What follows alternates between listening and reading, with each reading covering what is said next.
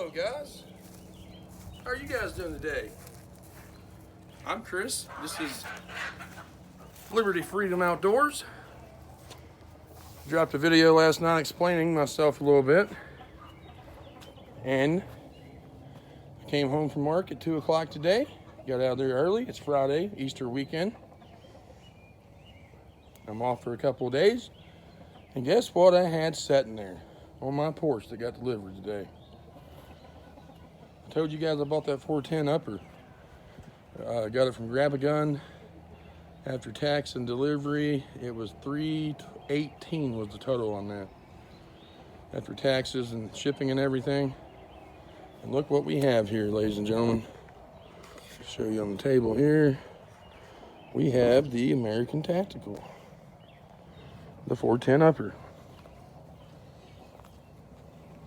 I have cleaned the barrel, put it together. I actually have a Omni hybrid lower here.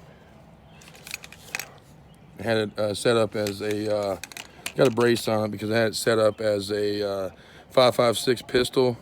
Real mean, light little carry gun. Anyways, I had some issues. When I put this lower together, I didn't use the ATI brand. And since this is polymer, everything's thicker on that. And my pins don't go all the way through. They go all the way through, but they're a little bit short. So I got some more ordered. Anyways, this is the 410 upper. I think it's got a 20-inch barrel, stainless steel. It's got a muzzle device right here on the end of it. It's also, you can put choke tubes on that. I believe it takes, what does it take? Not the Benelli Invictor. I think it's the, can't remember right off the top of my head. I'll get you guys some details and some info. But anyways, there she is. Now, knowing I ordered this, I think it was like 2 days ago, and it already shipped here from Texas. That's insane. Insane. I think it was priority shipping for $9.99. If you guys hear some roosters in the background, I got about 30 chickens to the right side of us. I apologize. Thankfully, the neighbors are not mowing the grass. Literally, they was about 10 minutes ago. I've been waiting for about an hour so I could shoot this video.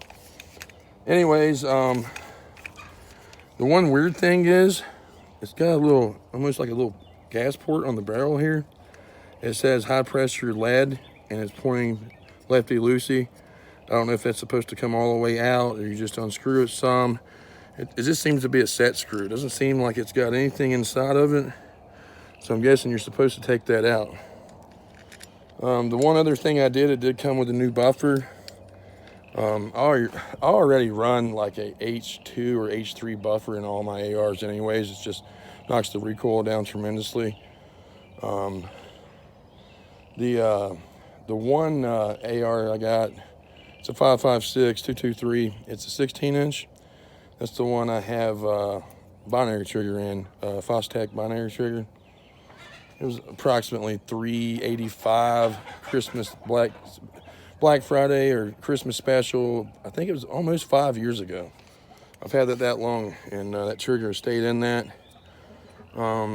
It's nice to show everybody when I have family get-togethers. I mean, it's nice, but with 5.56 being approximately 50 cents a round now, and I mean, I can reload them for probably 20 cents a round, 30 cents a round. Of course, the price of primers went way up. But even with that, man, it's just, that trigger is a waste of ammo. I have it in there for set up as like a bug out, SHTF event. I mean, you can get a real fast double tap on anything real quick. And I've shot it enough now, I can almost simulate, when I shoot it, not just doing a double tap, but actually shooting it like a mag dump, everybody thinks I have a full auto. So I try not to shoot that much. I have neighbors here, and every time I shoot it like that, the cops show up. Yeah, they said it sounded like a war zone, said it sounded like a full auto. So I get in my safe, grab the gun out, I show them, I said, no, it's a binary trigger. State of Tennessee, that's perfectly legal. I show the cop, I even cycle through the action with it empty, show them how it works. Most of them's heard of them. Most of them ain't never seen one. And then they usually, we sit there chit chat for 10 or 15 minutes about gun safety and gun laws and politics. And then they usually end up laughing and telling me to have a good day. Anyways, we're gonna shoot this a little bit. I ain't gonna lie to you guys. I unboxed it about an hour ago. I put probably 5 or 6 rounds through it. To start out with, I was trying to use my reloads, and there's the same exact size of these Winchester AA's, 1,300 feet per second. I think that is, let's see what it is. This here looks to be 2.5 inch, 1,300 feet per second, half ounce, 8-shot. Now I'm loading the exact same thing, besides mine have low brass.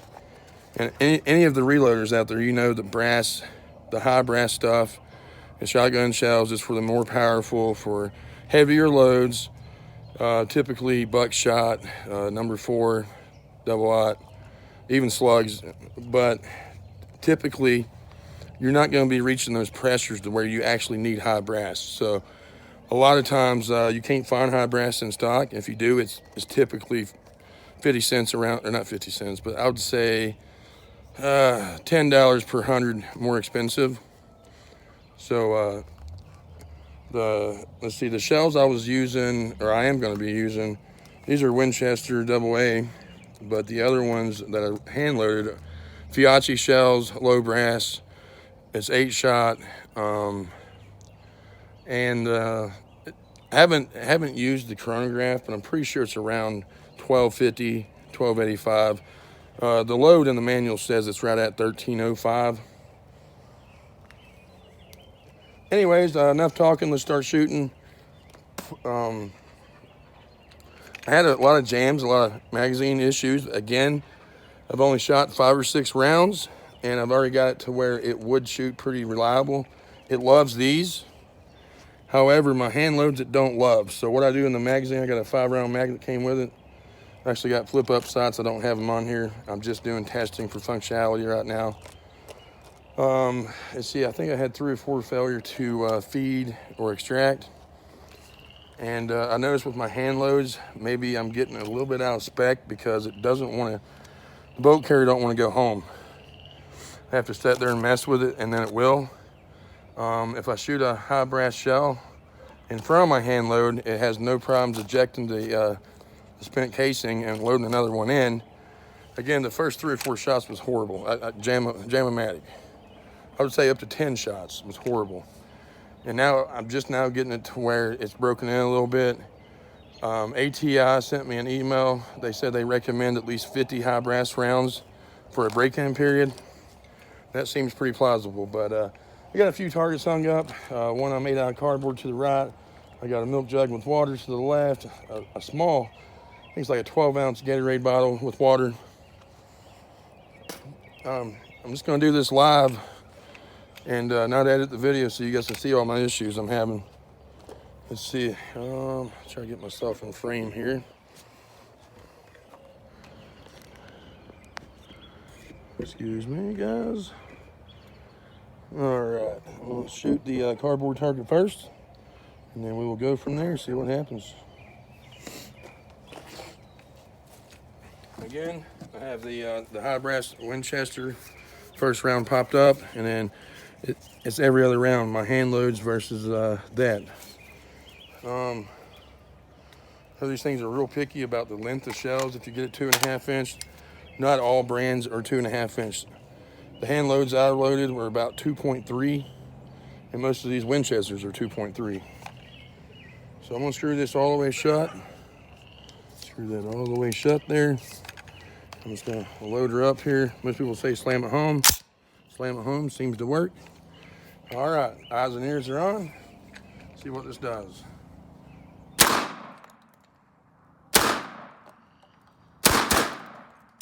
And I got a jam. Failure to extract, I think. Nope, it's a bad round. It's actually probably my fault. I have a really smudged up round here. I don't like it because it's messing my brass up, but I got a smudged up round. Again, these are Fiachi hulls, and they're pretty soft. but smashed up, or at least Chadite. And they're Fiachi. So let's load up. I mean, I didn't have a problem until the last round that jammed. I'm gonna say that's probably the hand load issue. Let's see. Let's see here. Go ahead and get this loaded back up. Gotta get a few brass in there. There we go. We'll go a hand load there. We'll go high brass.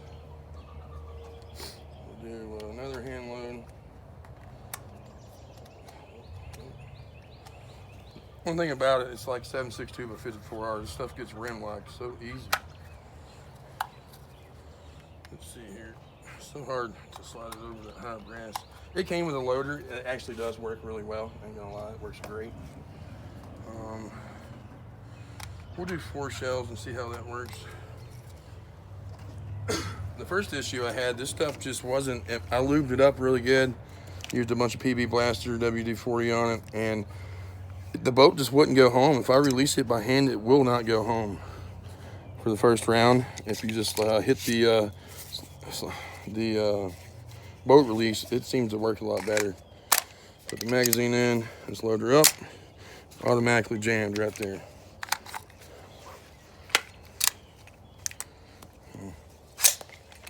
Let's see here.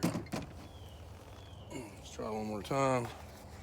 Could have been a little bit rim locked. I think the biggest issue with these uppers are for sure the magazines. There we go. Try to do this on camera here so you guys can see it. Oh, didn't go. So I had a problem getting that first round to go in there. There we go. It locked in that time. Okay. There you guys see. Okay, let's try this again. Eyes and ears on.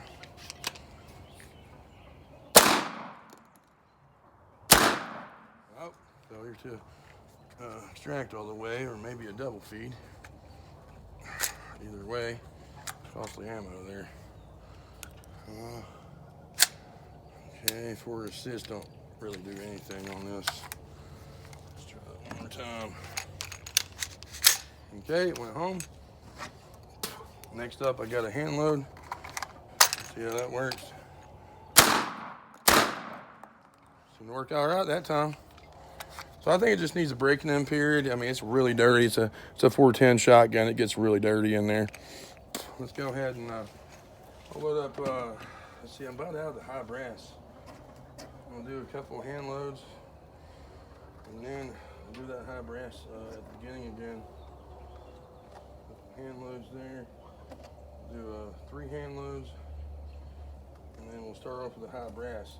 I want to see if I think my hand loads might be just a little bit weak, might be underpowered, may not be 1,300 feet per second. They might truly be maybe 1175, 1,200, I think. Okay, we'll hit the boat release. It didn't go in again. Man, this is annoying. Didn't get it to go in. Okay, it's in there. Lock the mag in. Let's try it again.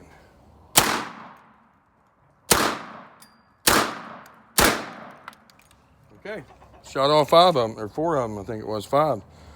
And I only had 1 high brass, the rest was my hand load. So I don't know if maybe I'm loading it inconsistently or what's going on, but let's try that one more time here. I'm gonna start off with my hand loads first. Now let's see, we'll just do all hand loads.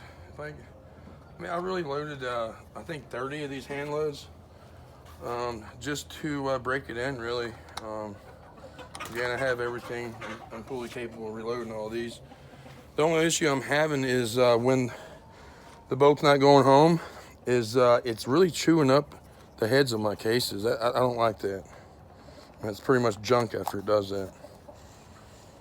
So there's 3 of them, folded really good. Fold crimps really good. I bet you with the hand loads, I'm having issues with these. I think some of these fold crimps might be bent a little bit. I mean, I reload in a Mac, I think it's a 600, what is it? A Mark 5 600 Junior Mac. I mean, it's pretty standard. And then I bet you I have everything to fold crimp. I don't have any slugs for 410, but I do have overshot cards, and I can easily probably do a row crimp on these, and it would probably help me. Okay, I got all hand loads. You had the problem with the first round, we know that. So we're gonna go ahead and hit the boat release. It didn't go in every time. Okay, let's pull it back out. Okay, now it's fully seated in there. Took a couple times. See what we can do here. Dead trigger. Nope, failure to extract. It could very well be underpowered loads there, I think. Okay, let's try that one more time. Okay. It went home that time. I'm gonna go ahead and shoot at the Gatorade bottles in the water. You guys see that? Let's see here. Bam. Dead trigger, I'm out. Go ahead, got 2 more hand loads. One's chewed up pretty bad. I'll load that in there first. This is really fun, by the way. I've just shot through 20 or 30 410 shells that are really hard to find right now. Number one, again, a lot of them's hand loads and some of them are not.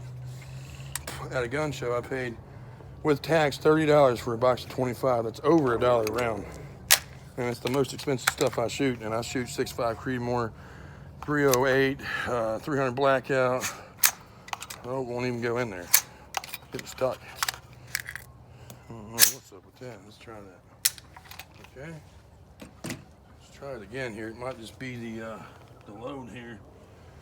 See, it's a little boogered up on the end. It don't like that when it's boogered up. You may not want to go in the chamber. Try that one more time.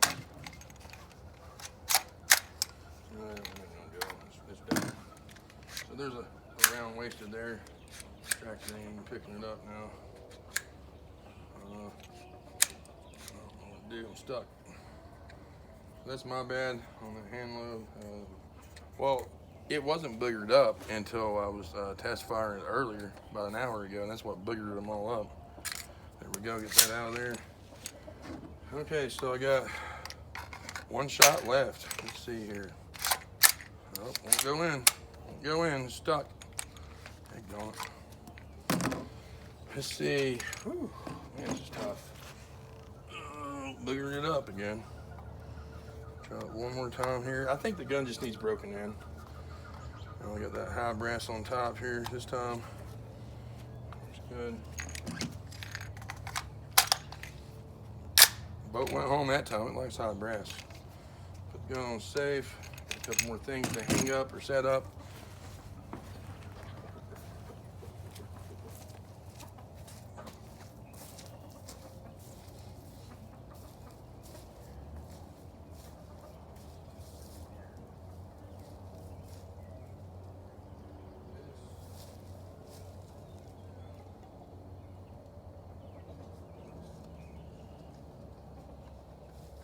Guys, set back up.